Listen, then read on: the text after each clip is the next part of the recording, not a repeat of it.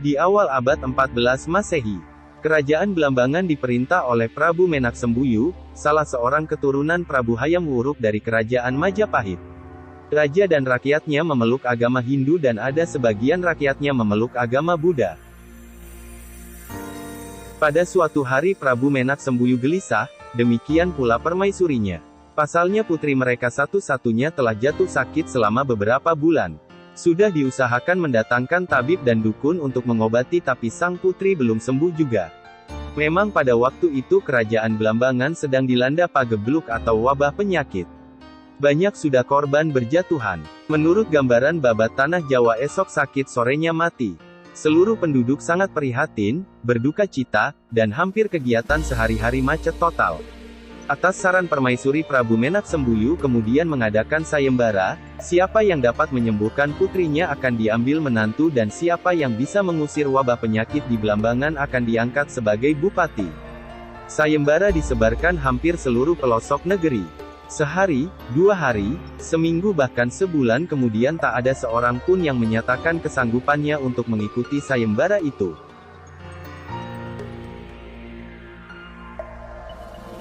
Permaisuri makin sedih hatinya. Prabu Menak Sembuyu berusaha untuk menghibur istrinya dengan menugaskan Patih Bajul Sengara untuk mencari pertapa sakti guna mengobati penyakit putrinya.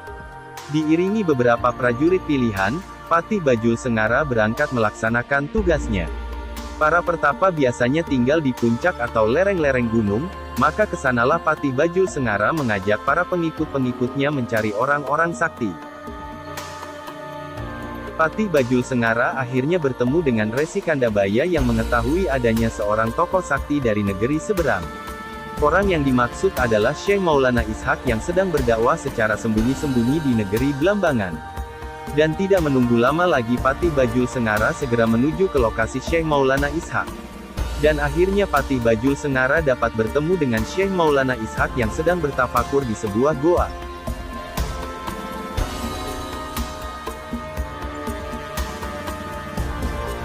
Setelah terjadi negosiasi bahwa raja dan rakyat Blambangan mau diajak memeluk agama Islam maka Syekh Maulana Ishak bersedia datang ke istana Blambangan. Ia memang piawai di bidang ilmu ketabiban, Putri Dewi Sekardadu sembuh setelah diobati. Bahkan pagebluk juga lenyap dari wilayah Blambangan. Sesuai janji raja maka Syekh Maulana Ishak dikawinkan dengan Dewi Sekardadu. Dan diberi kedudukan sebagai adipati untuk menguasai sebagian wilayah Blambangan.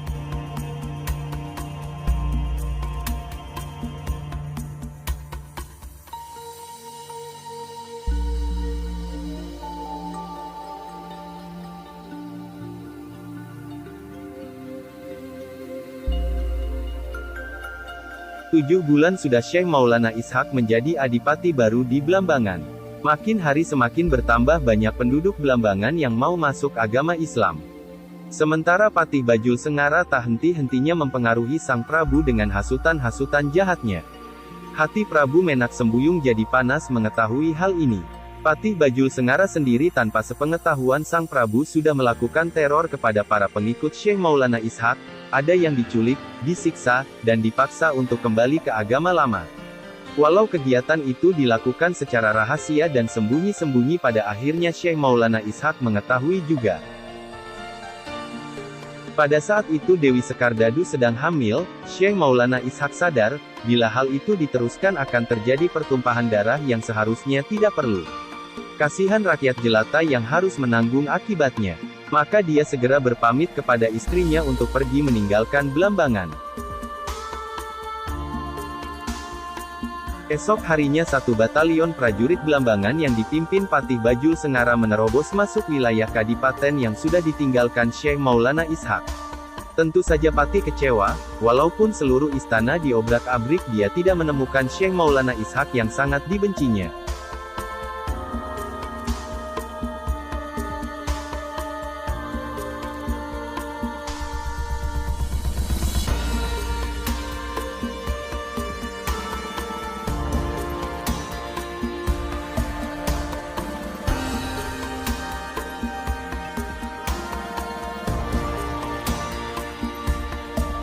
Dua bulan kemudian dari rahim Dewi Sekardadu lahirlah bayi laki-laki yang elok rupanya. Sesungguhnya Prabu Menak Sembuyu dan permaisurinya merasa senang dan bahagia melihat kehadiran cucunya yang montok dan rupawan itu. Bayi itu lain daripada yang lain, wajahnya mengeluarkan cahaya terang. Lain halnya dengan Patih Bajul Sengara. Dibiarkannya bayi itu mendapatkan limpahan kasih sayang keluarga istana selama 40 hari. Sesudah itu dia menghasut Prabu Menak Sembuyu. Kebetulan pada saat itu wabah penyakit berjangkit lagi di wilayah Blambangan. Maka kesempatan Patih Bajul Sengara untuk bikin ulah lagi. Bayi itu, benar Gusti Prabu, cepat atau lambat bayi itu akan menjadi bencana di kemudian hari. Wabah penyakit ini pun menurut dukun-dukun terkenal di Blambangan disebabkan hawa panas yang memancar dari jiwa bayi itu. Kata Patih Bajul Sengara dengan alasan yang dibuat-buat.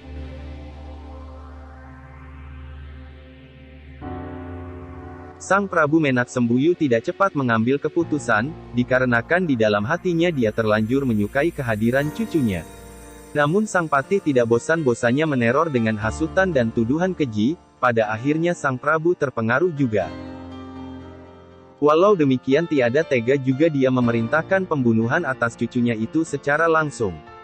Bayi yang baru berusia 40 hari itu dimasukkan ke dalam peti dan diperintahkan untuk dibuang ke samudera.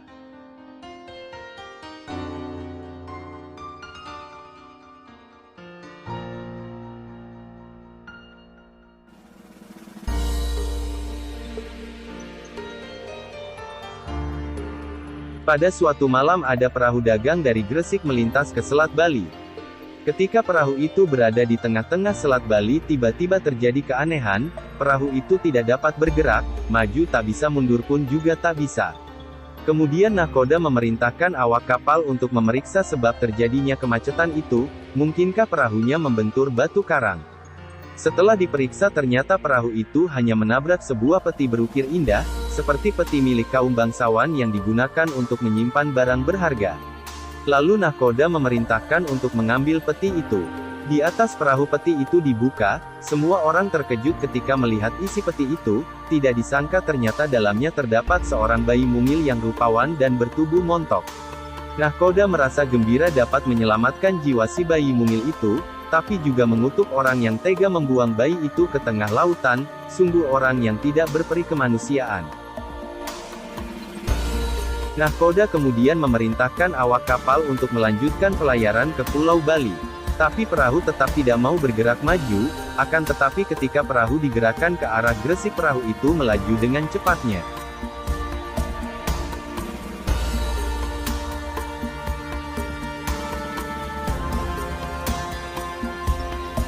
Di hadapan Nyai Ageng Pinatih Janda Kaya pemilik kapal, nahkoda berkata dan sambil membuka peti itu.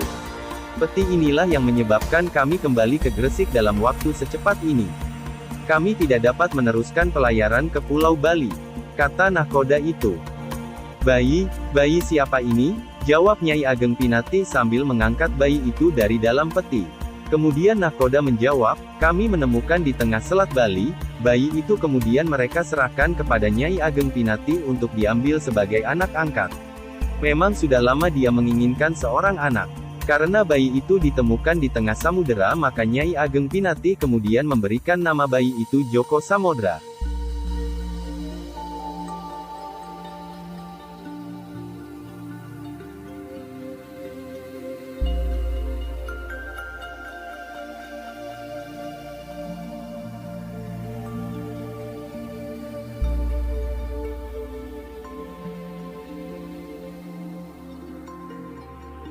Ketika berumur 11 tahun, Nyai Ageng Pinatih mengantarkan Joko Samodra untuk nerguru kepada Raden Rahmat atau Sunan Ampel di Surabaya. Lalu kemudian Sunan Ampel menyarankan agar Joko Samodra mondok saja di pesantren Ampel Denta supaya lebih konsentrasi dalam mempelajari agama Islam.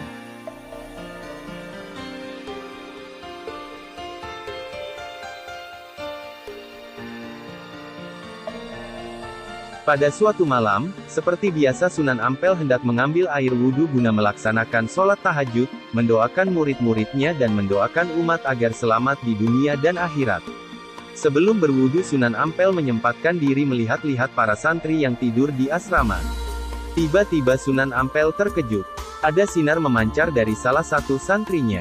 Selama beberapa saat beliau tertegun, sinar terang itu menyilaukan mata. Untuk mengetahui siapakah murid yang wajahnya bersinar, maka Sunan Ampel memberi ikatan pada sarung murid itu.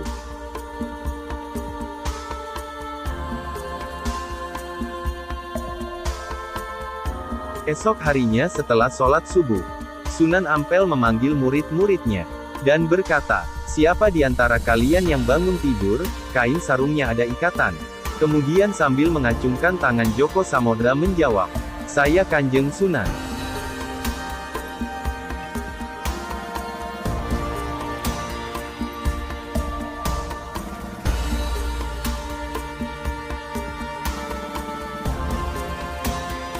Melihat yang mengacungkan tangan Djoko Samodra, Sunan Ampel semakin yakin bahwa anak ini bukanlah anak sembarangan. Kebetulan pada saat itu Nyai Ageng Pinati datang untuk menengok Djoko Samodra. Kesempatan itu digunakan Sunan Ampel untuk bertanya lebih jauh tentang asal-usul Djoko Samodra. Nyai Ageng Pinati menjawab dengan jujur, bahwa Djoko Samodra ditemukan di tengah Selat Bali ketika masih bayi.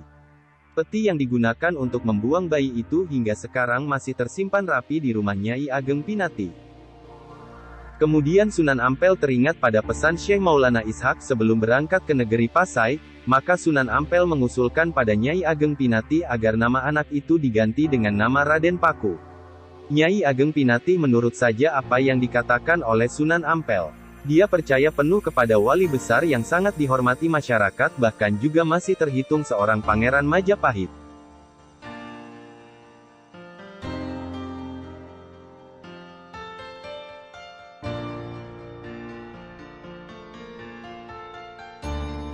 Sewaktu mondok di pesantren Ampel Denta, Raden Paku sangat akrab bersahabat dengan putra Raden Rahmat yang bernama Raden Makdum Ibrahim. Keduanya bagai saudara kandung saja, saling menyayangi dan saling mengingatkan.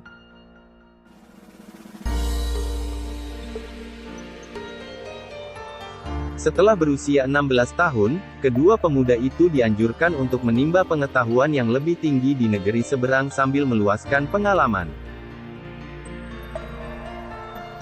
Di negeri Pasai banyak orang pandai dari berbagai negeri.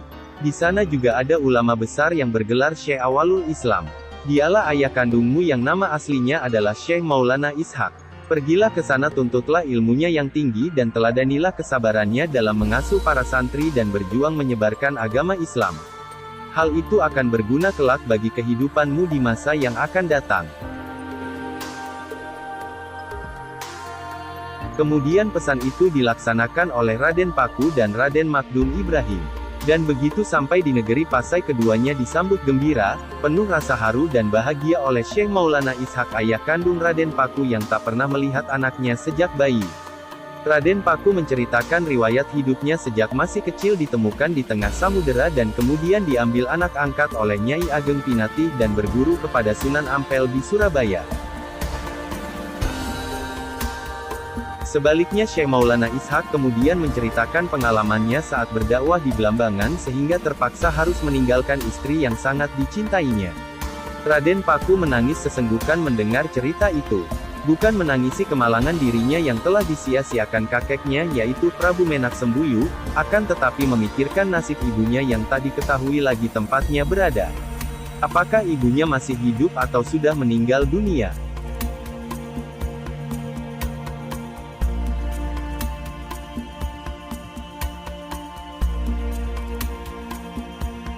Di negeri Pasai banyak ulama besar dari negara asing yang menetap dan membuka pelajaran agama Islam kepada penduduk setempat.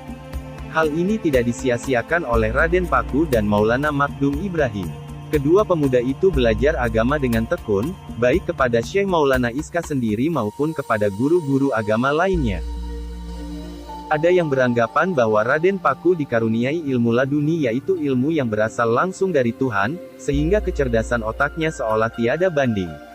Di samping belajar ilmu tauhid, mereka juga mempelajari ilmu tasawuf dari ulama Iran, Baghdad dan Gujarat yang banyak menetap di negeri Pasai. Ilmu yang dipelajari itu berpengaruh dan menjiwai kehidupan Raden Paku dalam perilakunya sehari-hari sehingga terlihat sekali kalau ia memiliki ilmu tingkat tinggi, ilmu yang sebenarnya hanya pantas dimiliki ulama yang berusia lanjut dan berpengalaman. Gurunya kemudian memberinya gelar Syekh Maulana Ainul Yakin.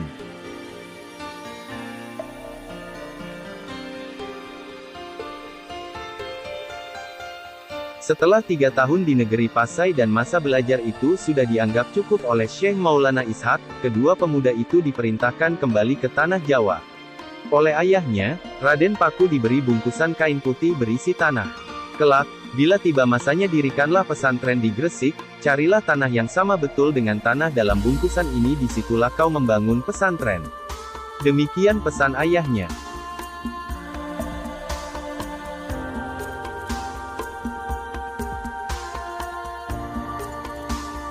Kemudian kedua pemuda itu kembali ke Surabaya, melaporkan segala pengalamannya kepada Sunan Ampel.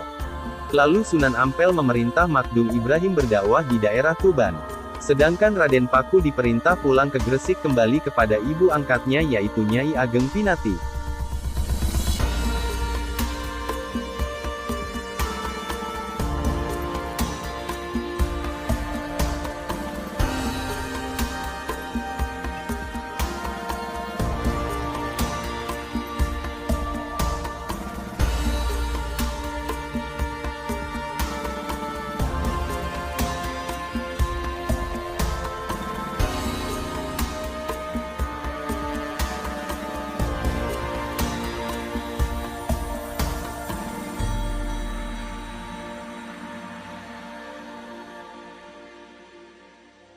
Pada usia 23 tahun, Raden Paku diperintah ibunya untuk mengawal barang dagangan ke Pulau Banjar atau Kalimantan. Tugas ini diterimanya dengan senang hati. Nahkoda kapal diserahkan kepada pelaut kawakan yaitu Abu Hurairah. Walau pucuk pimpinan di tangan Abu Hurairah, tapi Nyai Ageng Pinati memberi kuasa juga pada Raden Paku untuk ikut memasarkan dagangan di Pulau Banjar. 3 buah kapal berangkat meninggalkan pelabuhan Gresik dengan penuh muatan. Biasanya, sesudah dagangan itu terjual habis di Pulau Banjar, maka Abu Hurairah diperintahkan membawa barang dagangan dari Pulau Banjar yang sekiranya laku di Pulau Jawa, seperti rotan, damar, emas dan lain-lain. Dengan demikian keuntungan yang diperoleh berlipat ganda. Tapi kali ini tidak, sesudah kapal bersandar di pelabuhan Banjar, Raden Paku membagi-bagikan barang dagangan dari Gresik itu secara gratis kepada penduduk setempat.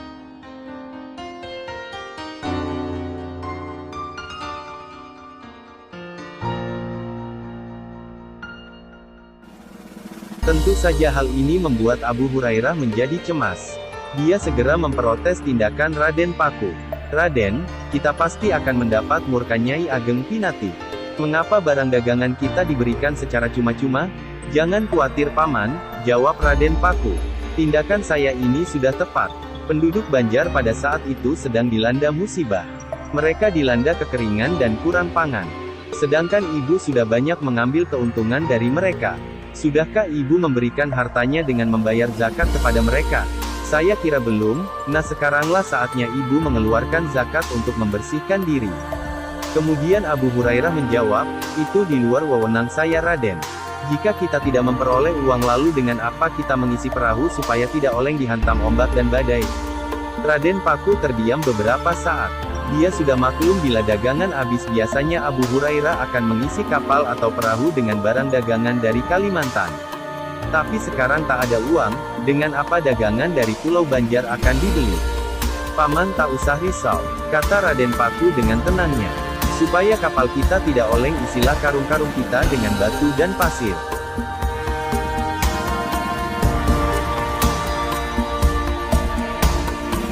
Memang benar, mereka dapat berlayar hingga ke pantai Gresik dengan keadaan selamat." Tapi hati Abu Hurairah menjadi kebat-kebit sewaktu berjalan meninggalkan kapal untuk menghadap Nyai Ageng Pinati. Dugaan Abu Hurairah memang tepat. Nyai Ageng Pinati terbakar amarahnya demi mendengarkan perbuatan Raden Paku yang dianggap tidak normal itu. "Sebaiknya ibu lihat dulu," pinta Raden Paku. "Sudah, jangan banyak bicara, buang saja pasir dan batu itu. Hanya mengotori karung-karung kita saja," hardik Nyai Ageng Pinati. Tetapi ketika awak kapal membuka karung-karung itu, mereka terkejut.